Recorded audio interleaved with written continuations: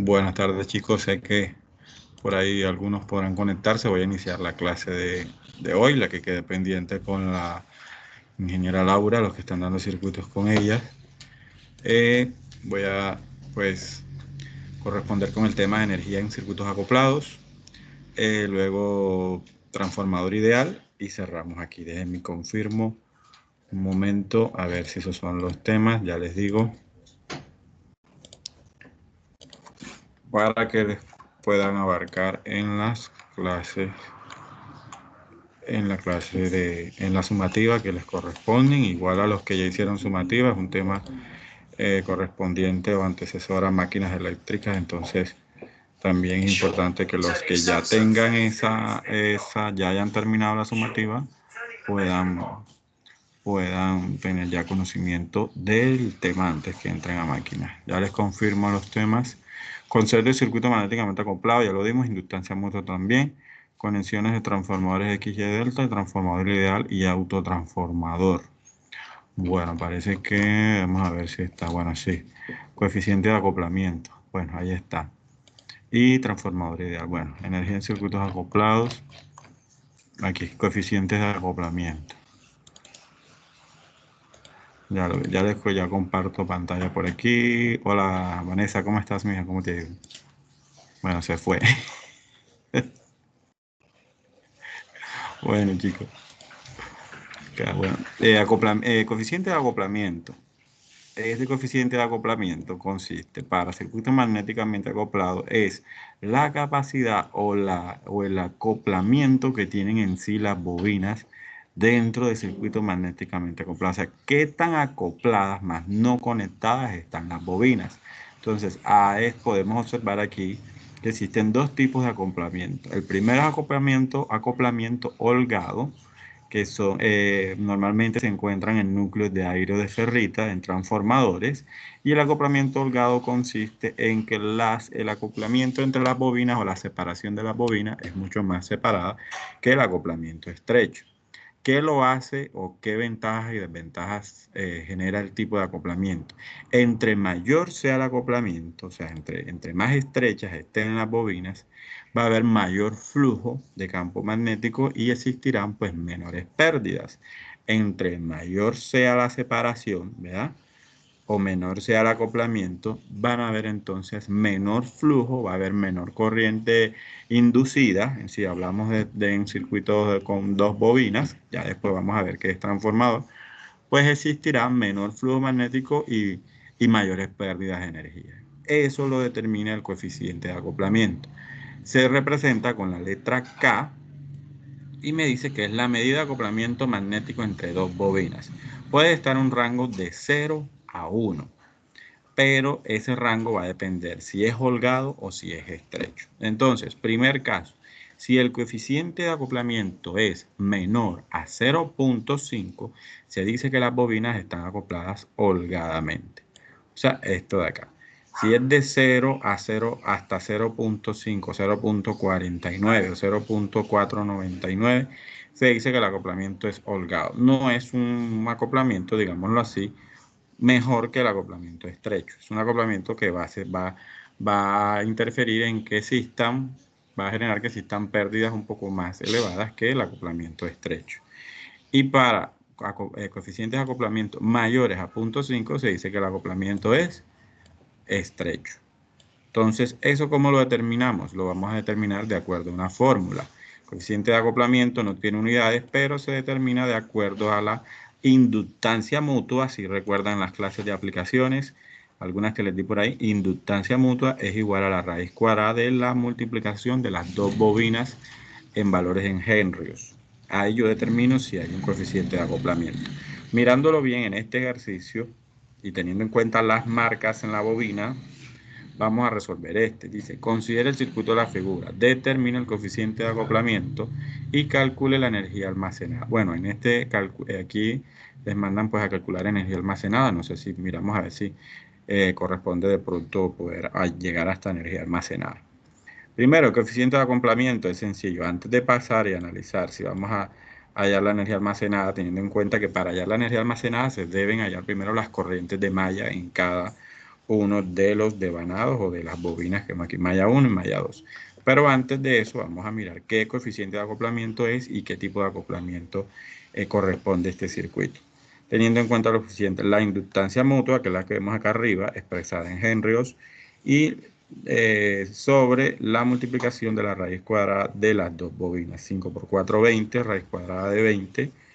Y arriba, pues la inductancia mutua 2.5. Todo esto en valores en henrios. Nos da un coeficiente de acoplamiento 0.56. Al ser mayor, el coeficiente de acoplamiento mayor a 0.5, se dice que están acopladas estrechamente. Entonces corresponde a la figura B. Es un coeficiente de acoplamiento estrecho. Aquí lo dice, lo que indica que los inductores están acoplados estrechamente. Para hallar la energía almacenada, entonces se procede a ¿qué? A pasar todas estas inductancias, incluyendo la inductancia mutua, a reactancias inductivas. Ya esto lo vimos en introducción a los circuitos. Se pasan todas estas a reactancias inductivas y se procede entonces a llegar a hallar lo que son las corrientes de cada una de las mallas. Malla 1, lazo 1, si recuerdan acá. Luego que ya yo paso los 5 henrios, es esto de acá, que son los J20, miren acá. Y los 2.5 inductancia mutua corresponden al J10.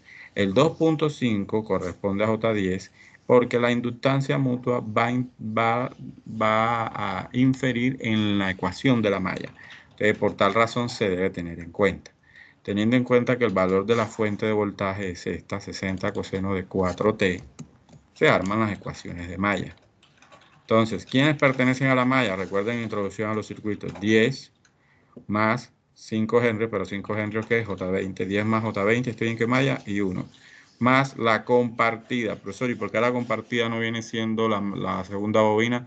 Porque recuerden que el acoplamiento aquí es magnético. Ella no está conectada conductivamente a la bobina 1.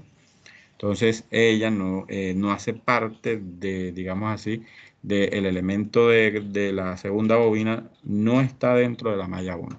Está lo más cercana, listo, y está estrechamente acoplada, pero no hace parte conductivamente de la malla 1. Entonces, por eso únicamente se tiene en cuenta es los que pertenecen a la malla, ¿verdad? Y los que pertenecen a la malla, dentro de los que pertenecen a la malla está también la inductancia mutua. Inductancia mutua en este caso es 5 henrios, pero 5 henrios, 2.5 henrios acá, pero 2.5 henrios es J10. ¿Contra qué malla está compartida? Contra la malla I2, colocamos I2 acá. O sea que lo único compartido para el circuito magnéticamente acoplado, cuando lo veamos así, únicamente será la inductancia mutua. Ya si la conexión es en serie, de la clase pasada que vimos, si la conexión es aditiva u opositiva, entonces ahí sí se debe tener en cuenta la segunda bobina. Se arman las dos ecuaciones de malla, lo mismo acá, pertenecen a la malla. Esta es la compartida, en este caso viene siendo la misma inductancia mutua, pero contra I1, más los que pertenecen a la malla. J6, que viene siendo los 4 henrios, J16, menos 1 sobre 16 faradios, expresados en ohmios, es esto. ¿En qué malla? Malla 2. Y esta inductancia mutua es la compartida, la misma, pero esta vez ahora en I1. Se realizan las dos ecuaciones de malla, se despeja I1 de la ecuación 2, se obtiene I1 de esta fórmula, despejamos I1 de acá, se hace toda la operación y al reemplazar nos vamos por sustitución, ¿verdad? Entonces sustituimos I1 en la ecuación de acá arriba y nos da como resultado, perdón, sí, nos sustituimos I1 para que todo nos quede en función de I2. Luego que tenemos todo en función de I2, sacamos factor común y hallamos I2. Cuando hallemos I2, lo reemplazamos acá en esta fórmula y hallamos ahí I1. Ahí tenemos las dos corrientes de malla que nos interesaría para hallar la energía almacenada en un circuito magnéticamente acoplado, que viene siendo, pues, ya aquí, utilizando esas corrientes de malla, se realiza la fórmula de la bobina por la corriente más 2 veces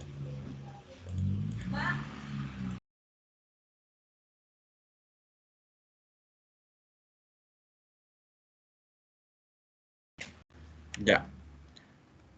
Bueno, ya después aplicamos la fórmula de energía almacenada y procedemos a hacer el cálculo de la energía almacenada en los dos circuitos, teniendo en cuenta las corrientes de malla calculadas. La energía almacenada, recuerden que todo trabajo es energía y sus unidades son en joules. Se procede a hacer el cálculo matemático y nos da como resultado 20,73. No me enfoco tanto en lo que es el cálculo de la corriente en el dominio temporal, porque acá pues se deben tener en cuenta ciertas cosas de que la corriente en el dominio temporal debe tenerse en cuenta que si es en el dominio temporal, pues debe especificarse en un tiempo específico y esa corriente, valga la redundancia específico, se va a reemplazar en la energía almacenada acá. Entonces, ya luego que se realicen tengan claro lo que es la cantidad de energía almacenada en circuitos magnéticamente acoplados, se procede a hacer una definición básica de qué es un transformador, que eso es lo que ustedes ven en máquinas 1, que son transformadores, tipos de transformadores. Pues en circuitos 2 a veces los pongo a hacer cálculo del transformador en una instalación y ya en instalaciones pues especifican más qué tipo de instalación debe ir de acuerdo a la capacidad del transformador, en qué tipo de ubicación, especificaciones de instalación en un transformador de acuerdo al Código Eléctrico Colombiano NTC 2050. Entonces, veamos aquí un concepto básico de qué es un transformador. Un transformador por lo general es un dispositivo de 4 terminales que comprende 2 o más bobinas magnéticamente acopladas. Por eso los llevo primero a qué es la definición de circuito magnéticamente acoplado para poder llevarlos a la definición de un transformador. Listo, es un dispositivo general de 4 terminales, 2 en cada bobina, que comprenden 2 o más bobinas magnéticamente acopladas. Su función ya saben que es, ya sea transformar la energía en un nivel superior o un nivel inferior. Entonces consta de una resistencia en cada uno de los devanados y una bobina en cada uno de los devanados. Cuando nos referimos a devanados de transformador, debemos tener en cuenta la impedancia que conforma esos devanados. Generalmente, las impedancias de los transformadores es teniendo en cuenta las características de los conductores y las características de los bobinados que van enrollados en esos transformadores. Esa impedancia es normalmente inductiva. Son equipos que van enrollados de acuerdo al material de cobre y normalmente esa característica de construcción lleva una impedancia de por sí. Entonces, al solo hecho de llevar una impedancia interna dentro del material conductor, esa impedancia me va a trazar la corriente con respecto a la tensión. Lo que siempre les he dicho en introducción a los circuitos. Desde el momento en que se genera, se transmite y se distribuye, va a haber un desfase de corriente con respecto a tensión. Entonces, circuitos ideales no existen. Circuitos conformados por resistencia no existen, porque de por sí el material que conforman todos los conductores en un sistema de potencia tiene una impedancia inductiva que me va a trazar la corriente con respecto a la tensión. Entonces, eso me caracteriza un transformador. Vamos a mirar aquí, a ver si puedo llevarlos a este ejercicio. Bueno, este tipo de transformador, que creo que por ahí lo vi en las diapositivas, y que caracteriza un transformador. Ya vimos que es transformador ideal, transformador. Vamos a mirar qué caracteriza un transformador ideal.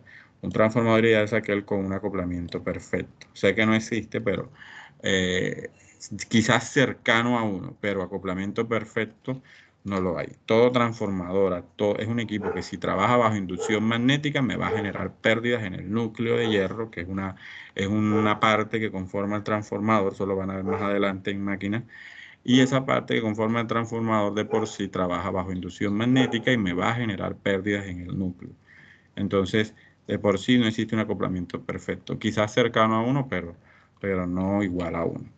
Entonces, más o menos, esto puede ser lo que podemos llamar parte interna de un transformador, en donde vemos las dos bobinados enrollados en un núcleo, ya sea de hierro, y que están lo más aproximadas o cercanas posible.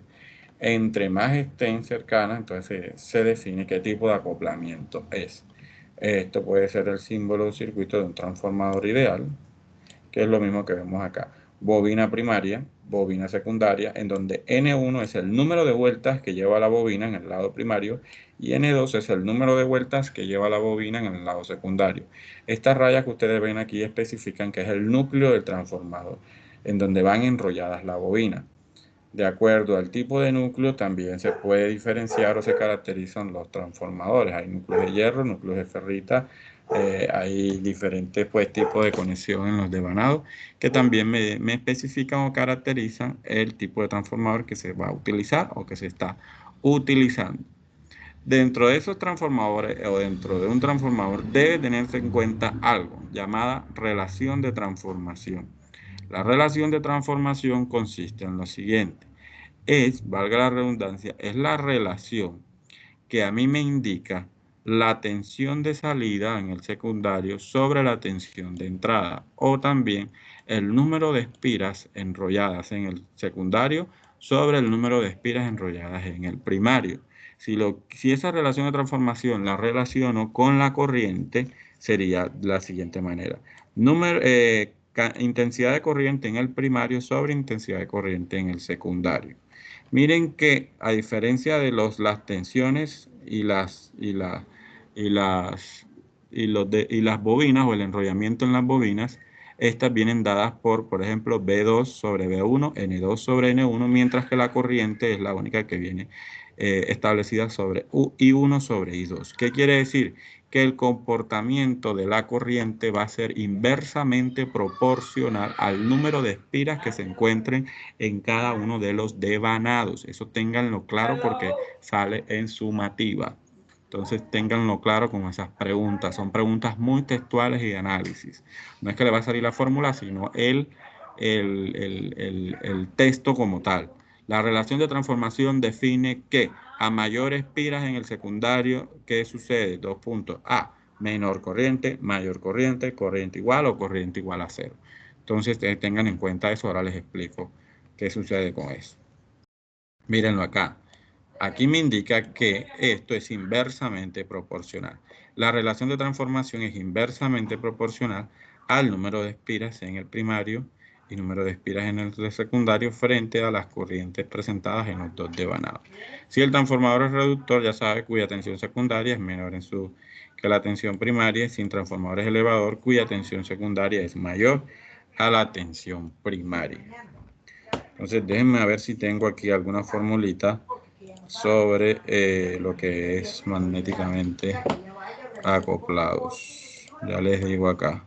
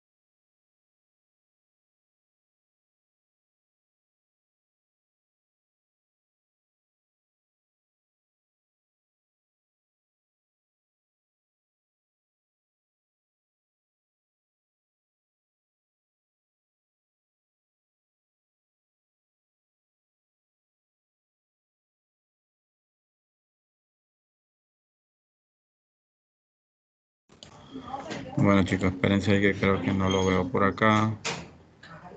Ejercicio, no. Bueno, no sé qué estaba por aquí. Bueno, tocará explicarlo por acá. Bueno, ¿qué me caracteriza un transformador? Miremos acá, déjenme ver si están algunas aquí. Algunos ejercicios que me puedan entender que es un transformador. Ya a partir de aquí, chicos, deben ahora pues analizar, ya no quizás ejercicios enfocados a corrientes de malla y corrientes o tensiones en el primario, tensión en el secundario, sí, pero son más ejercicios relacionados a la capacidad del transformador pueda entregar a la capacidad de número de espiras en el transformador. Entonces ya les explico aquí un ejercicio para que lo puedan entender.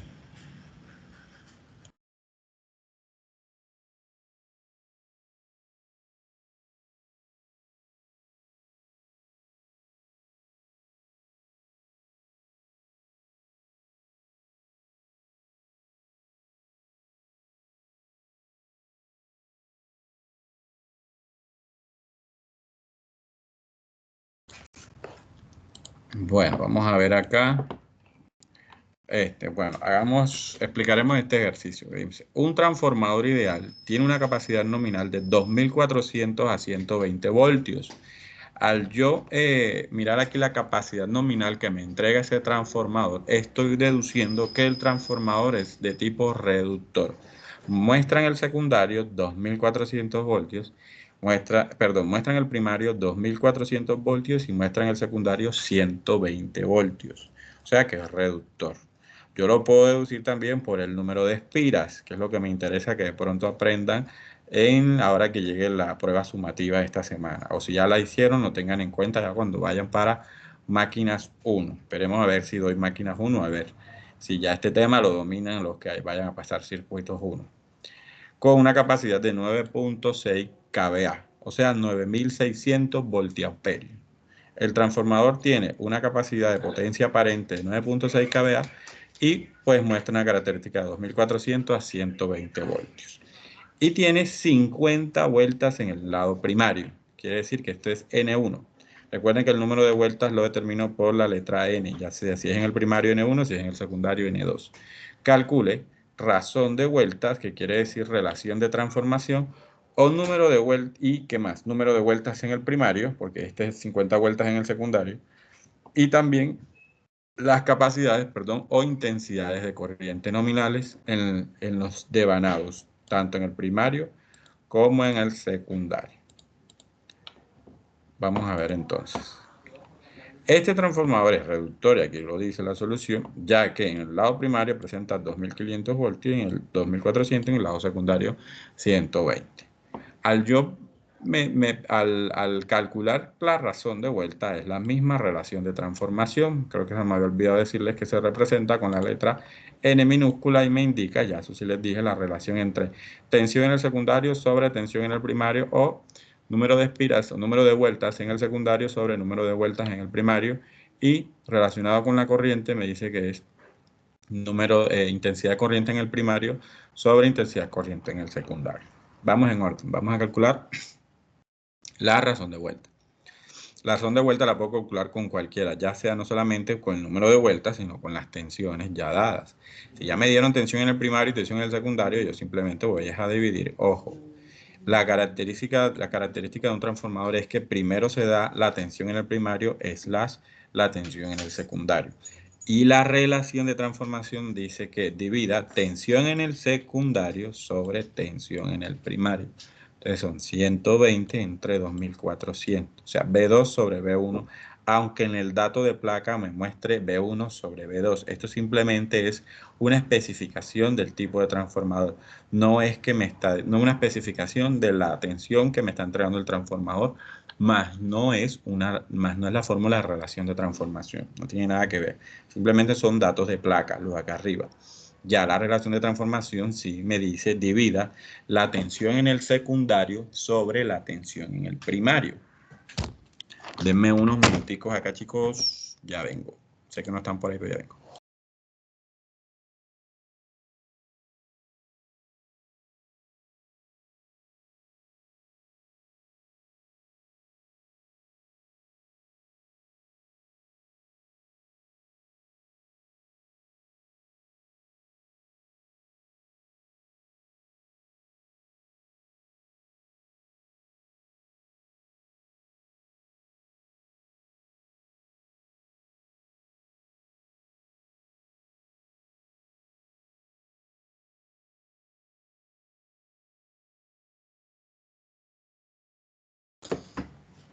Listo.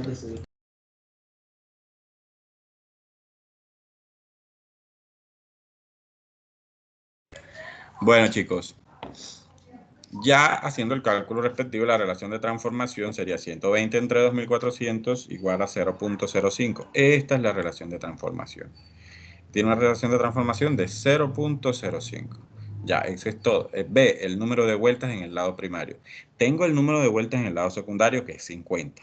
Voy a colocar la fórmula de la relación de transformación, pero teniendo en cuenta el número de vueltas el número de vueltas en los dos lados. Tengo la relación de transformación, sí, la acabo de calcular con las tensiones. Tengo el número de vueltas en el secundario, sí, son 50. Mírenlo aquí, voy escribiendo relación de transformación. número de vueltas en el secundario y pues el cálculo sería número de vueltas en el primario, que es el que me piden calcular. Entonces, hacemos el respectivo cálculo y nos da número de vueltas en el primario de ¿cuántas? 1000 vueltas en el primario. Ya les miro por acá.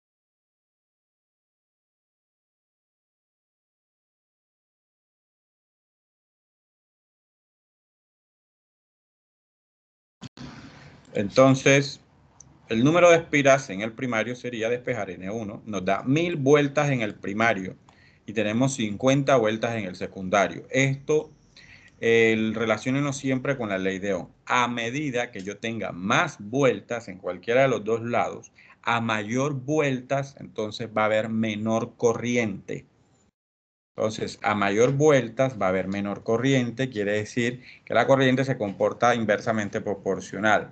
Si hay mayor vuelta en el primario, quiere decir que en el secundario pues hay menor vuelta, hay 50 vueltas. Al haber menores vueltas, la corriente en el secundario, cuando la vayamos a calcular, nos va a dar mucho más alta que en el primario. Tiene menor vuelta, o sea, ofrece menor eh, resistencia al flujo de corriente a través de campo magnético. Ya sabemos que esto es a través de una bobina. En el secundario ofrece menor oposición a ese flujo, por tal razón va a haber mayor corriente.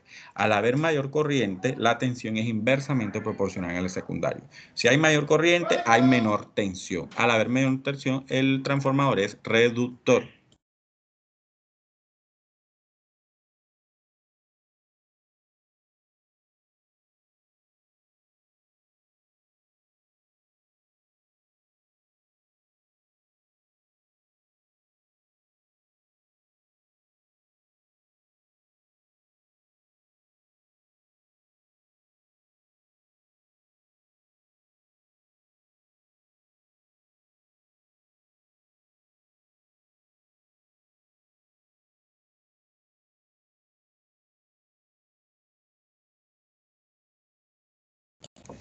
Entonces, repito otra vez.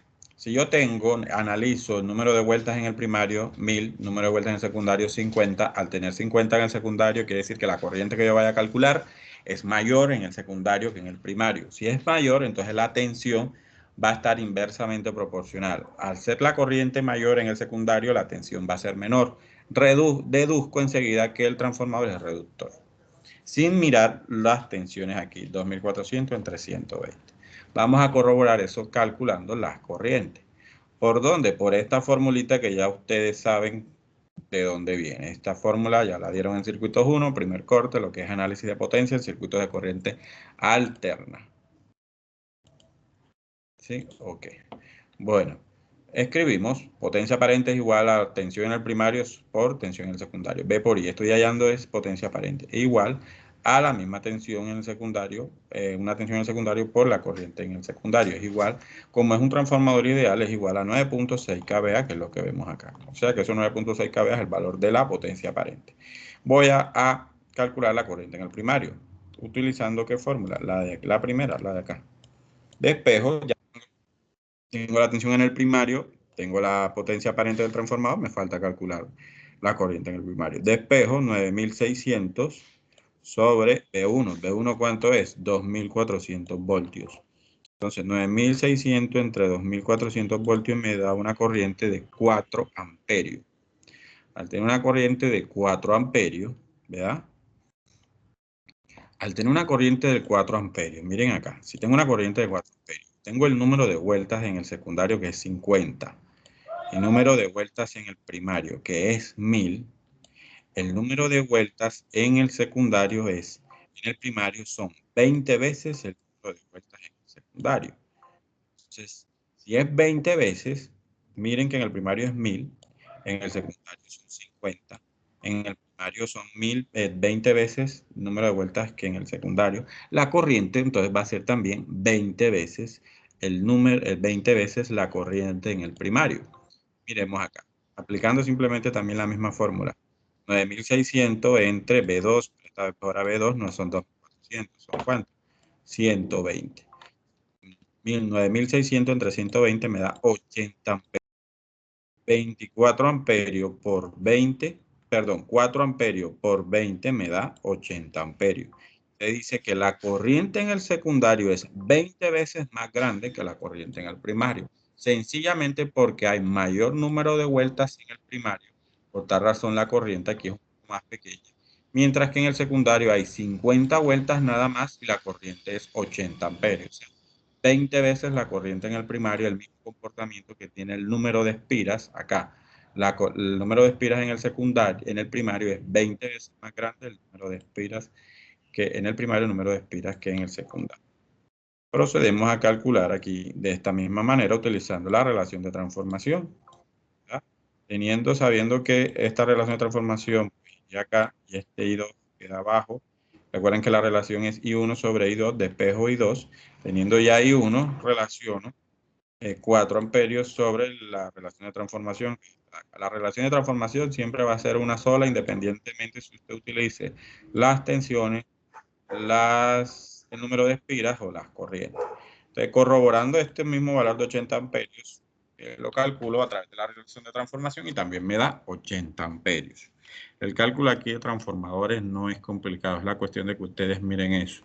No solamente se basen en los datos de placas, sino también por el número de espiras del transformador, y si el transformador fue rebobinado o subdevanado, pues ya no vuelve a ser el mismo equipo, de pronto presente algunas anomalías, la tensión de salida no va a ser la misma, entonces esas mediciones se deben hacer de acuerdo a lo que se va a utilizar o de acuerdo a la carga que va a alimentar ese transformador, teniendo en cuenta todo, acoplamiento y todo. El acoplamiento debe de medirse si se hace un rebobinado otra vez, porque no es el mismo acoplamiento de un transformador comprado de fábrica que un transformador que ya se le hizo rebobinado. Entonces pierde acoplamiento, pierde inducción, pierde flujo y gana pérdida en un transformador que no se le haga un buen acoplamiento o un buen rebobinado por segunda vez. Entonces se debe tener en cuenta eso. Entonces vamos a mirar acá. Este es otro ejercicio que por ahí quizás sale por ahí en la sumativa, no sé, de pronto salga. Corriente en el primario que entra en un transformador ideal con capacidad nominal de, miren que es 3300 voltios a 110 voltios. Quiere decir que el transformador es reductor. ¿De cuánto? De 3 amperios. Calcule razón de relación de transformación, que es razón de vueltas, o la capacidad nominal. Y la capacidad nominal en kVA. ¿Sí ven? Entonces, número de vueltas y capacidad nominal en kVA viene siendo que la potencia aparente de ese transformador. Además de eso, la corriente en el secundario. Este ejercicio es muy bueno, estos ejercicios son muy buenos teniendo en cuenta todo. Si ustedes tienen claro lo que yo les acabo de explicar. Esto entra en la prueba sumativa del tercer corte. Entonces tengan en cuenta eso. ¿Dónde está esto? Para que de todas maneras lo lean, es necesario que lo lean. Capítulo 13 tiene todo lo que tiene que ver con inductancia mutua, acoplamiento de bobinas y transformadores.